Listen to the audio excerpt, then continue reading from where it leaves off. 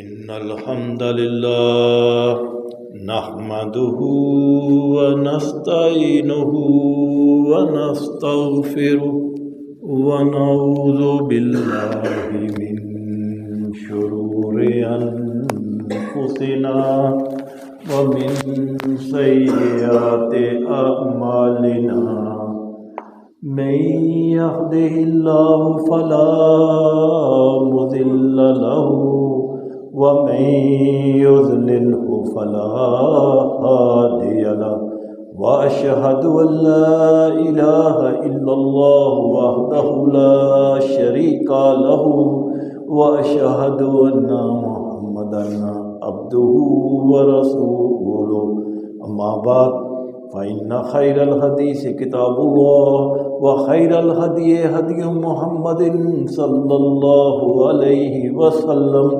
وشر الأمور محدثاتها وكل محدثة بدعة وكل بدعة ضلالة وكل ضلالة في النار. يا أيها الذين آمنوا اتقوا الله حق تقاته ولا تموتن إلا وأنتم مسلمون. يا أيها الناس اتقوا ربكم الذي خلقكم والذين من قبلكم يا أيها الناس اتقوا ربكم الذي خلقكم من نفس واحدة وخلق منها زوجها وبث منهما رجالا كثيرا ونساء واتقوا الله الذي تساءلون به والأرحام إن الله كان عليكم رقيبا. يا أيها الذين آمنوا اتقوا الله وقولوا قولا سديدا يصلح لكم أعمالكم ويغفر لكم ذنوبكم ومن يطع الله ورسوله فقد فاز فوزا عظيما. اللهم صل على محمد وعلى آل محمد كما صليت على إبراهيم وعلى آل إبراهيم إنك حميد مجيد. اللهم بارك على محمد وعلى آل محمد كما باركت على إبراهيم وعلى آل إبراهيم إنك حميد مجيد. رب اشرح لي صدري ويسر لي أمري واحلل عقدة من لساني يفقهوا قولي. أما بعد فأعوذ بالله السميع العليم من الشيطان الرجيم. بسم الله الرحمن الرحيم. سبحان الذي أسرى بعبده ليلا من المسجد الحرام إلى المسجد الأقصى الذي باركنا حوله لنريه من آياتنا إنه هو السميع البصير.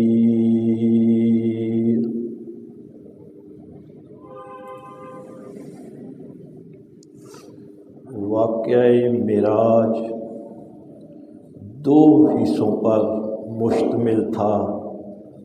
پہلا حصہ زمینی سفر یعنی الاسراء اور دوسرا حصہ آسمانی سفر یعنی المعراج.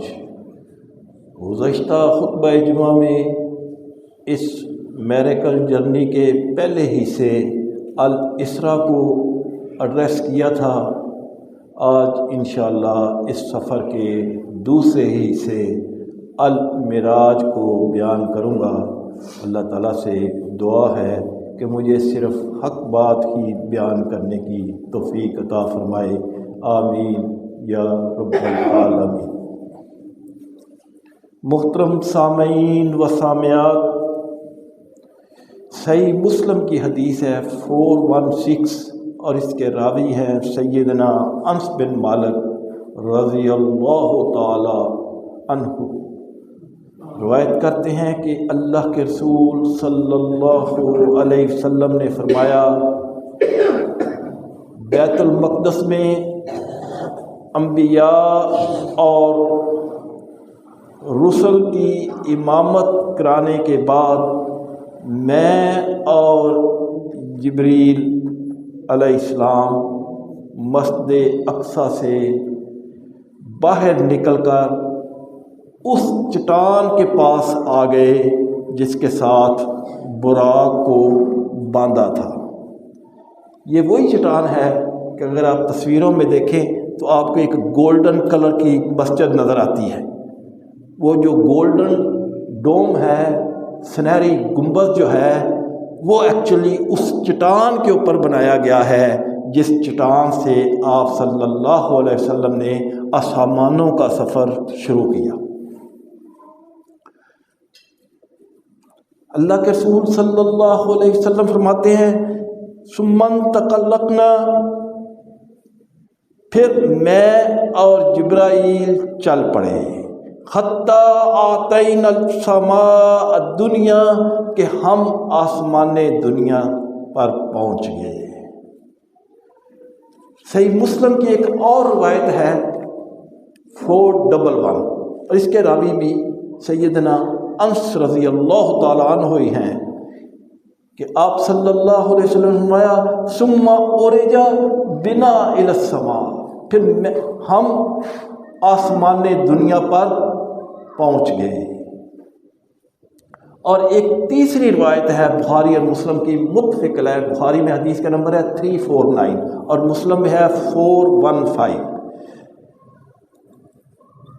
اللہ کے رسول صلی اللہ علیہ وسلم فرماتے ہیں، ثم اخذ بیدی، پھر جبرائیل نے میرا ہاتھ پکڑا، فعرج بہ الی السماء الدنیا، اور مجھے آسمان دنیا تک لے گئے۔ تو ان تینوں روایتوں سے یہ بات ثابت ہوئی کہ آسمانوں پر لے جانے کا جو ذریعہ تھا وہ سیدنا جبریل علیہ السلام تھے۔ جب پہلے آسمان پر پہنچے تو اللہ کے رسول صلی اللہ علیہ وسلم فرماتے ہیں کہ جبریل علیہ السلام نے دروازہ ناک کیا، آسمان دنیا کا جو دروازہ تھا اس کو ناک کیا۔ تو جو آسمان دنیا کا فرشتہ تھا اس نے پوچھا، من انت، آپ کون ہو؟ قال انا جبریل، میں جبریل ہوں۔ فرشتے نے دوبارہ پوچھا، من معک، آپ کے ساتھ کون ہے؟ قال محمد، جبریل علیہ السلام نے کہا محمد صلی اللہ علیہ وسلم۔ اس نے تیسرا سوال کیا فرشتے نے، فقال ارسل الیہ، اے جبرائیل کیا آپ کو بھیجا گیا تھا کہ محمد صلی اللہ علیہ وسلم کو لے کر آؤ؟ قال نعم، تو جبرائیل علیہ السلام نے کہا ہاں مجھے بھیجا گیا تھا، لے کر آؤ، اور میں لے کے آیا ہوں۔ تو دروازہ کھول دیا گیا۔ پہلے آسمان پر اللہ کے رسول صلی اللہ علیہ وسلم کی ملاقات سیدنا آدم علیہ السلام سے ہوئی۔ جبریل علیہ السلام نے بتایا کہ یہ آپ کے والد آدم ہیں، آپ کے باپ آدم ہیں، انہیں سلام کریں۔ اللہ کے رسول صلی اللہ علیہ وسلم نے سلام کیا تو انہوں نے آگے سے دعا دی، مرحبا بن نبی صالح، اے صالح نبی ویلکم، و ابن صالح، اور نیک بیٹے۔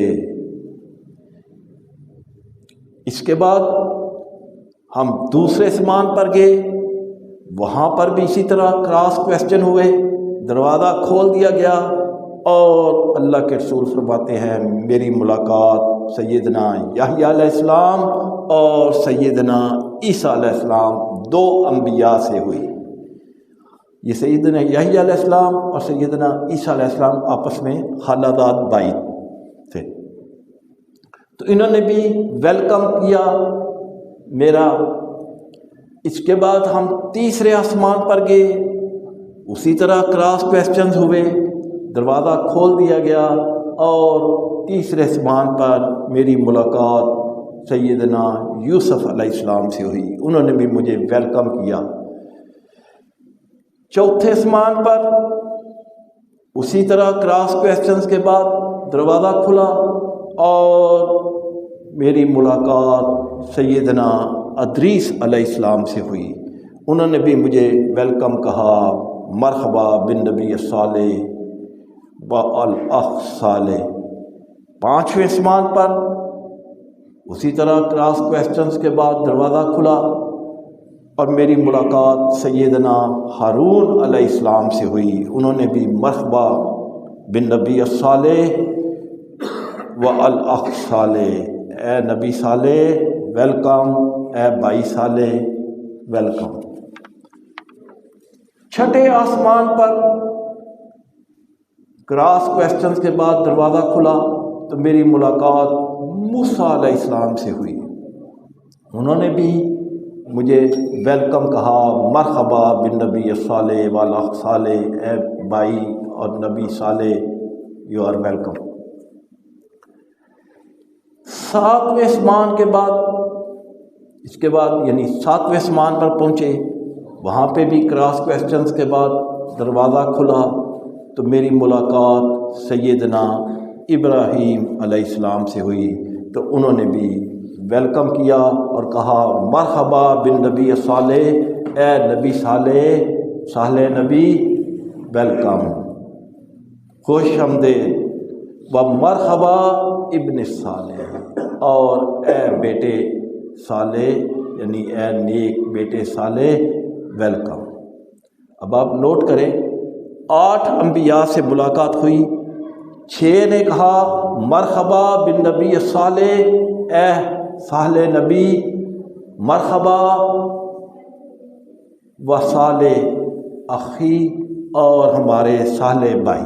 لیکن 2 انبیاء سیدنا آدم علیہ السلام اور سیدنا ابراہیم علیہ السلام نے کہا مرحبا بن نبی صالح و مرحبا ابن صالح، اے نبی صالح مرحبا، اور اے بیٹے مرحبا۔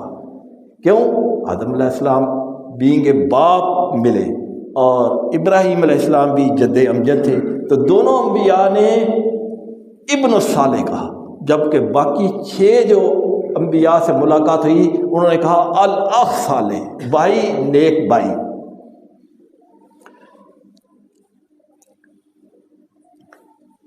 ایک اور چیز بھی آپ نوٹ کریں کہ ہر آسمان پر فرشتے نے پوچھ کر دروازہ کھولا۔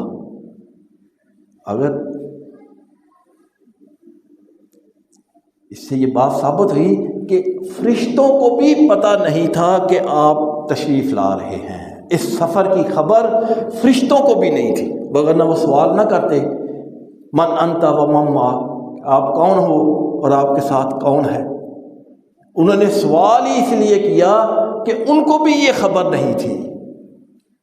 لیکن ہمارے مولوی کیا کرتے ہیں، قصیدے پڑھتے ہیں، نعتیں پڑھتے ہیں، ایسے سفر جا رہا تھا جی، فرشتے پیچھے لشکروں کی شکل میں تھے، اللہ کے رسول آگے آگے تھے، تسبیحیں بیان کی جا رہی تھی، قصیدے پڑھے جا رہے تھے، درود پڑھے جا رہے تھے، حالانکہ اس کی کسی کو کانوں کان خبر ہی نہیں تھی۔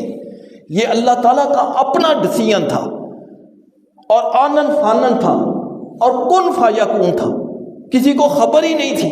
اسی لیے تو ہر آسمانے کے اوپر فرشتے پوچھتے تھے۔ اگر فرشتوں کو بتا دیا جاتا تو وہ فوراً دروازے کھول دیتے، جیسے کوئی ہائی پرسنالٹی کسی جگہ جاتی ہے تو اس کی آنے سے پہلے ہی دروازے کھل جاتے ہیں۔ فرشتوں کو تو خبر ہی نہیں تھی۔ تو جب 7ویں آسمان پر پہنچے تو وہاں پر ملاقات سیدنا ابراہیم علیہ السلام سے ہوئی۔ اللہ کے رسول صلی اللہ علیہ وسلم فرماتے ہیں کہ سیدنا ابراہیم علیہ السلام بیت المعمور کے ساتھ ٹیک لگا کر بیٹھے ہوئے تھے۔ بخاری اور مسلم کی متفق حدیث ہے۔ بخاری میں حدیث کا نمبر ہے 3207 اور مسلم میں بھی ہے 411 کہ اللہ کے رسول صلی اللہ علیہ وسلم نے فرمایا ھذا بیت المعمور، بیت المعمور وہ گھر ہے یصلی فیہ کل یوم کہ اس گھر میں ہر روز نماز پڑھتے ہیں 70,000 ملک، 70,000 فرشتے، یعنی اس گھر میں جو بیت المعمور ہے اس میں 70,000 فرشتے ہر روز نماز پڑھتے ہیں۔ اذا خرجوا جب وہ نماز پڑھ کر نکل جاتے ہیں لم یعودوا الیہ آخر ما علیہم پھر قیامت تک ان کی دوبارہ باری نہیں آتی۔ اللہ اکبر۔ اس سے وہ قرآن پاک کی سورۃ المدثر کی آیت نمبر 31 جو ہے وہ واضح ہوتی ہے، جہاں اللہ فرماتے ہیں ما یعلم جنود ربک الا هو، تیرے رب کے لشکروں کی تعداد، فرشتوں کی تعداد کتنی ہے کوئی نہیں جانتا۔ آپ خود اندازہ لگائیں 70,000 ایک دفعہ، اور کب سے دنیا بنی ہے اور کب تک رہنی ہے، کتنے ہزاروں سال گزر چکے ہیں، اور ایک دن میں 70,000 ملٹی پلائی بائی دنوں کا گنتی کر لیں، گنتی ہو ہی نہیں سکتی۔ یعنی 70,000 فرشتے اس بیت المعمور میں نماز پڑھتے ہیں، اور جو ہی وہ نکل جاتے ہیں دوبارہ ان کی باری نہیں آنی قیامت تک۔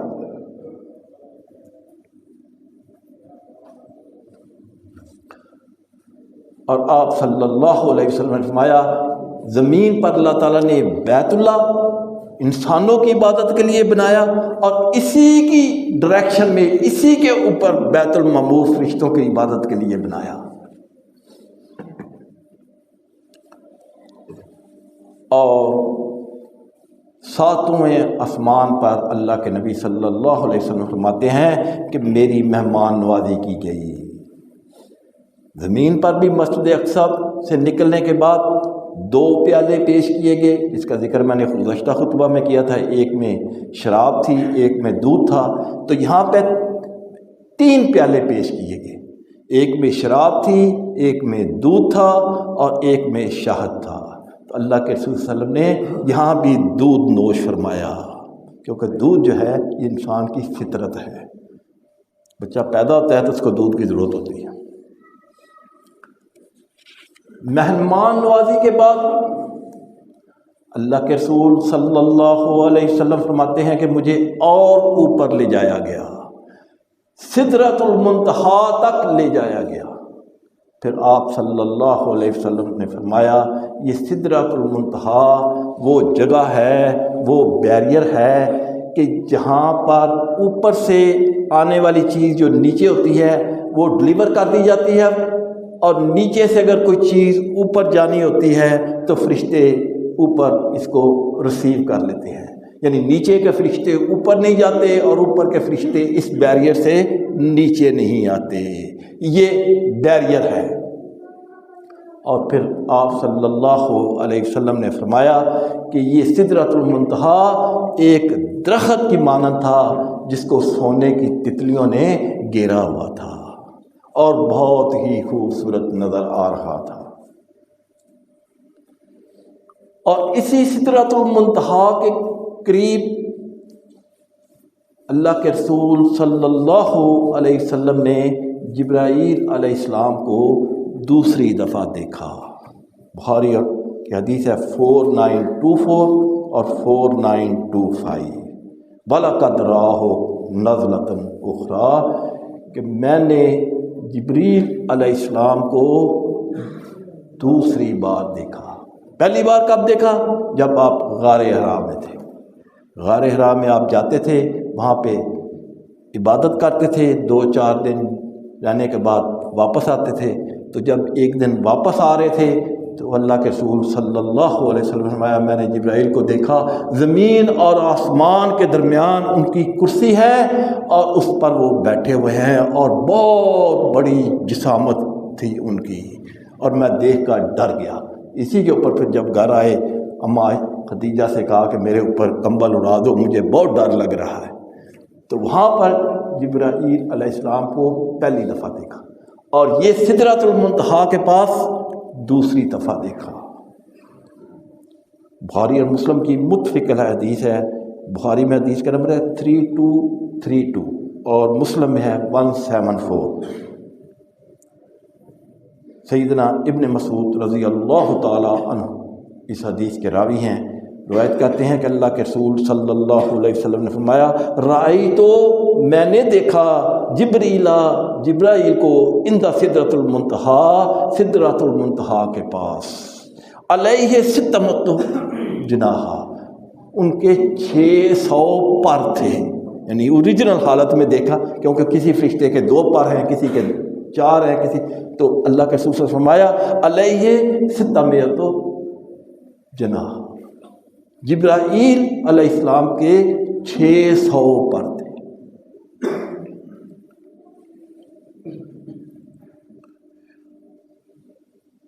اس کے بعد آپ صلی اللہ علیہ وسلم کو جنت کی سیر کرائی گئی، جنت کی نعمتیں دکھائی گئیں، اور انہی میں ہی آپ صلی اللہ علیہ وسلم نے ایک حوض دیکھا، نہر دیکھی، صحیح بخاری کا حدیث ہے 6581۔ تو جبرائیل علیہ السلام سے پوچھا کہ یہ نہر، یہ حوض کیسا ہے، کیا ہے؟ تو جبرائیل علیہ السلام نے کہا کہ یہ وہ نہر ہے، یہ وہ حوض ہے جو اللہ نے آپ کو عطا کیا ہے، جہاں سے مومنین پانی پئیں گے۔ تو آپ صلی اللہ علیہ وسلم فرماتے ہیں میں نے اس حوض میں ہاتھ مارا تو اس کی مٹی جو ہے وہ کستوری کی تھی، اور اس کے برتن میں نے دیکھے وہ موتیوں کے تھے۔ صحیح بخاری کی حدیث ہے 349، اور مسلم میں بھی یہ حدیث موجود ہے 415، کہ اللہ کے رسول صلی اللہ علیہ وسلم فرماتے ہیں اس سدرۃ المنتہا سے بھی مجھے اور اوپر لے جایا گیا، ثم اورجا بھی، مجھے اس سدرۃ المنتہا سے بھی اوپر لے جایا گیا، حتی ظہرت لمستوی، کہ میں اس مقام پر پہنچ گیا، اسمع فیہ، کہ میں سن رہا تھا صریف الاقلام، کلموں کے لکھنے کی آواز، یعنی اللہ تعالیٰ جو فرشتوں کو حکم دے رہا تھا، احکامات دے رہا تھا، اور فرشتے جو وہ احکامات لکھ رہے تھے، ان کلموں کے لکھنے کی میں نے آواز سنی۔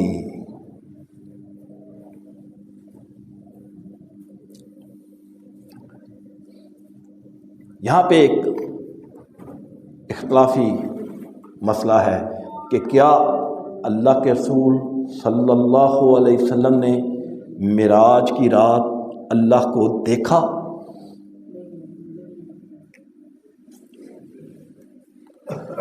تو اس کا جو صحیح جواب ہے وہ یہ ہے کہ اللہ کے رسول صلی اللہ علیہ وسلم نے اللہ کو نہیں دیکھا۔ خاموش ہو جاؤ بیٹا۔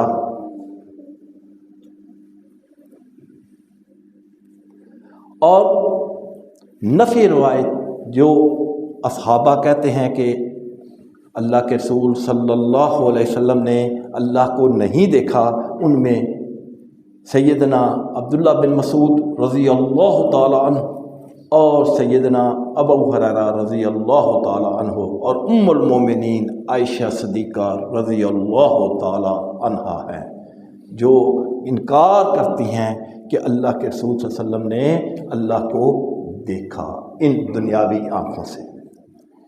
سیدنا عبداللہ بن عباس رضی اللہ تعالی عنہما کہتے ہیں کہ دل کی آنکھوں سے دیکھا، اور دلیل کیا ہے؟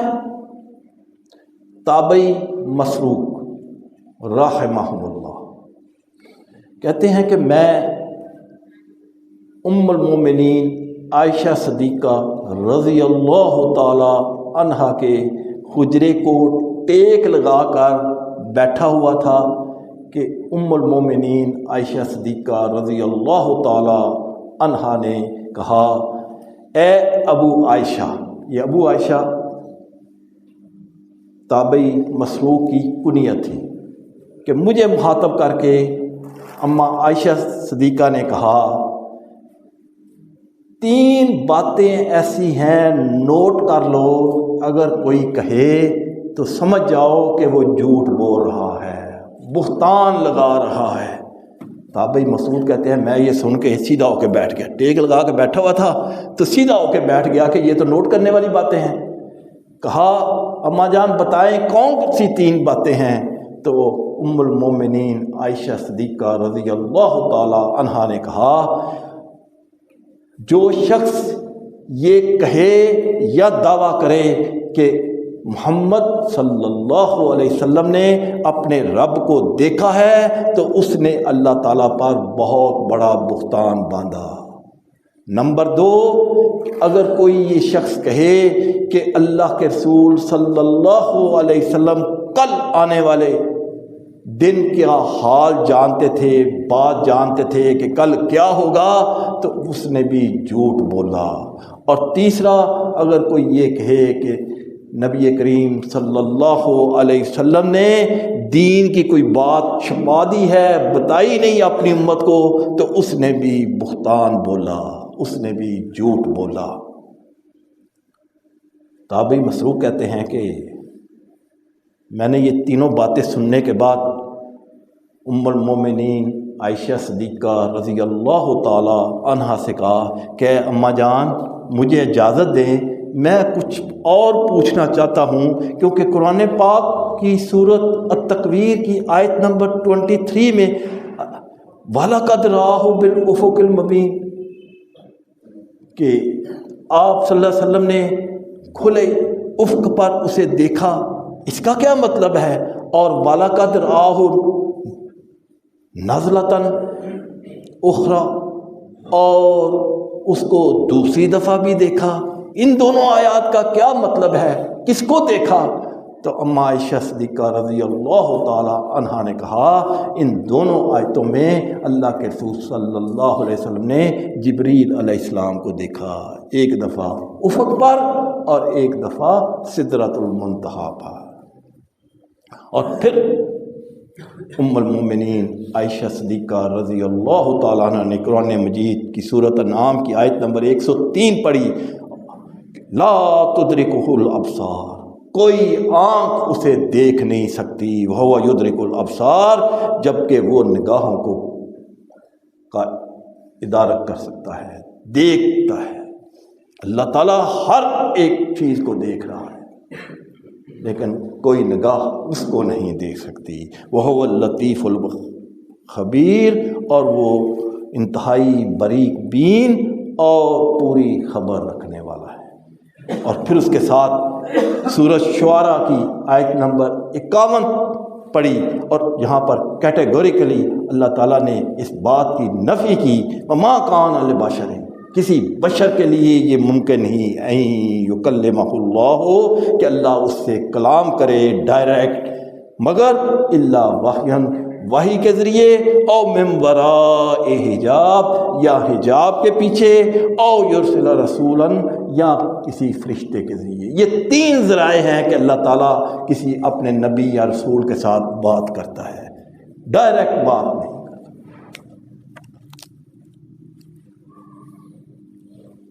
صحیح مسلم میں ایک اور حدیث ہے 443 اور 44444، اور اس کے راوی ہیں سیدنا ابو ذر رضی اللہ تعالی عنہ۔ روایت کرتے ہیں کہ اسی آیت کے کنٹیکسٹ میں میں نے اللہ کے رسول صلی اللہ علیہ وسلم سے پوچھا، اے اللہ کے رسول، حل رأیت ربک، کیا آپ نے اپنے رب کو اس معراج کی سفر کے دوران دیکھا؟ قال رسول اللہ صلی اللہ علیہ وسلم، تو اللہ کے رسول صلی اللہ علیہ وسلم نے فرمایا، رأیت نورا، میں نے نور کو دیکھا، انا اراہ، تو نور کو کیسے کوئی دیکھ سکتا ہے؟ تو ان ساری روایات سے یہ بات ثابت ہوئی کہ کوئی بھی انسان، چاہے وہ نبی ہو چاہے وہ رسول ہو، وہ ان دنیاوی آنکھوں سے اللہ کو نہیں دیکھ سکتا۔ ہاں، قیامت والے دن اللہ تعالیٰ اپنا دیدار ضرور کرائے گا، لیکن دنیاوی آنکھوں سے کوئی نہیں دے سکتا، کیونکہ اللہ تعالیٰ نے ان آنکھوں میں کمپیٹنسی نہیں رکھی۔ قیامت والے دن اللہ تعالیٰ ان کو کمپیٹنسی ہٹا کر دے گا اور یہ آنکھیں دیکھ سکیں گے۔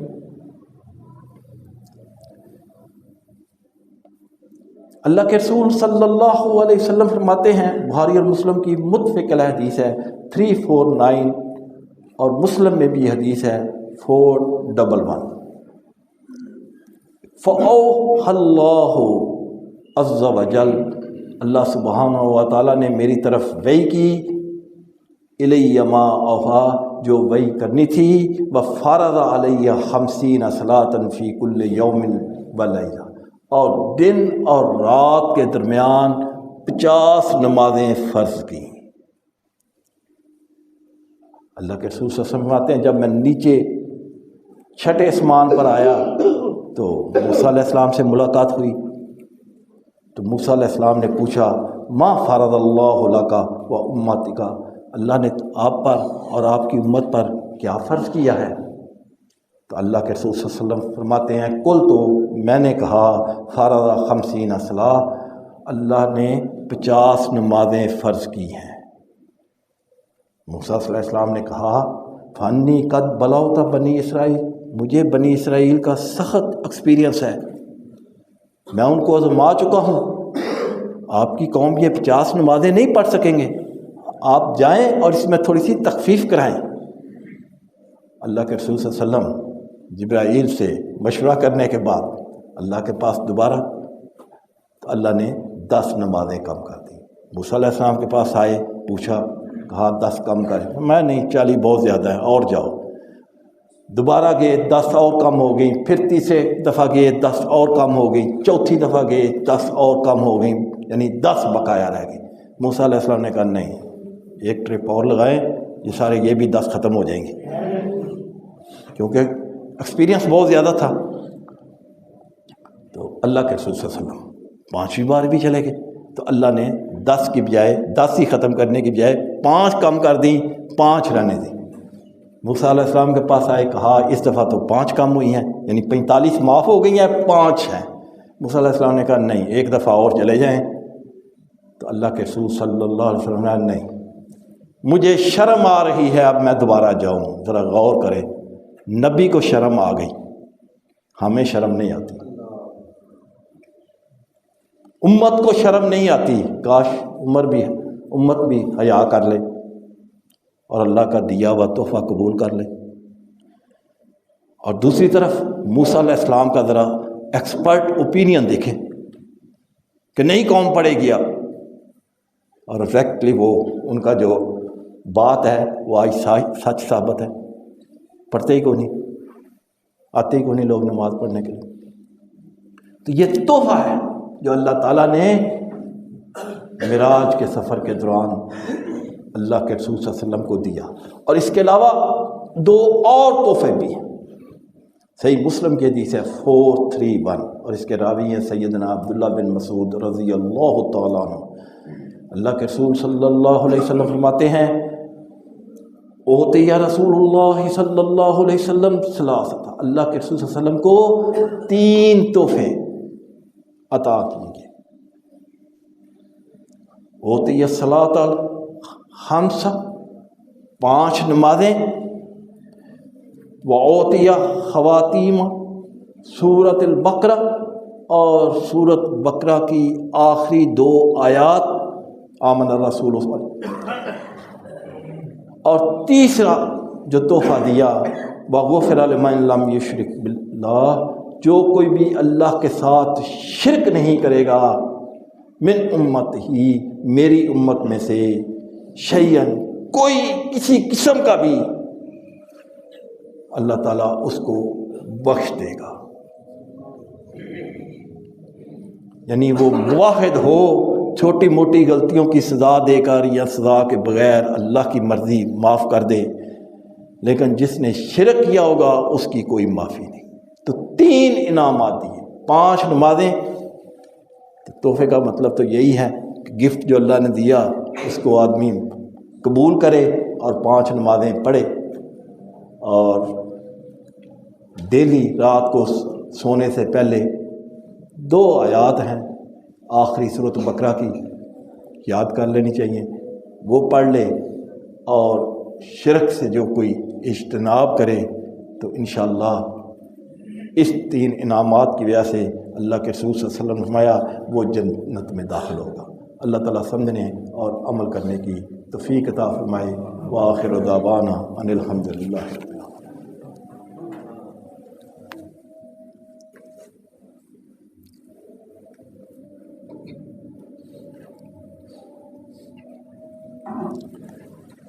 ان الحمد للہ نحمده ونستعینه ونستغفره